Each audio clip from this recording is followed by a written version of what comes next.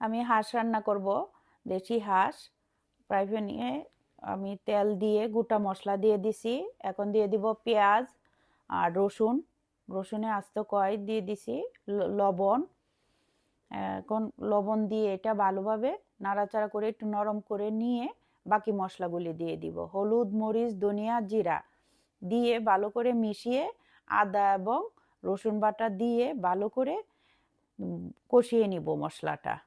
মশলাটা কষানো হয়ে গেলে হাঁসের মাংসটা আমি দিয়ে দিব। হাঁসের মাংসটা আমি ভালোভাবে বেছে পরিষ্কার করে নিয়েছি।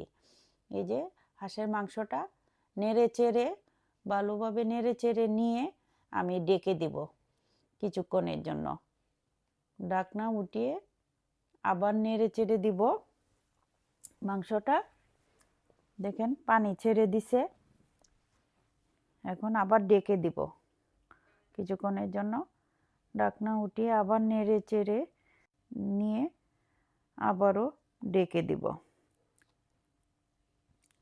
কিছুক্ষণ হওয়ার পর এই যে তেলে পড়ছে, কষনি হয়ে আসছে হাঁসটা।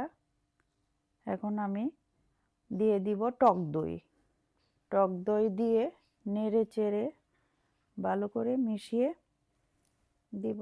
একটু সামান্য পানি দিয়ে ডেকে দিব। আবারও কিছুক্ষণ হয়ে গেলে দেখেন ঢাকনা উঠিয়ে আমি নেড়ে চেড়ে নিচ্ছি সুন্দর। এখন দিয়ে দিব রসুন, আস্ত দেশি রসুন দিয়ে এটা নাড়াচাড়া করে সামান্য পানি দিয়ে আমি ডেকে দিব। কিছুক্ষণ হওয়ার পর এই যে দেখেন কি সুন্দর হয়ে গেছে হাঁসটা, তেলে পড়ছে। আমার হয়ে গেল দেশি হাঁস রান্না। আপনারাও ট্রাই করে দেখতে পারেন।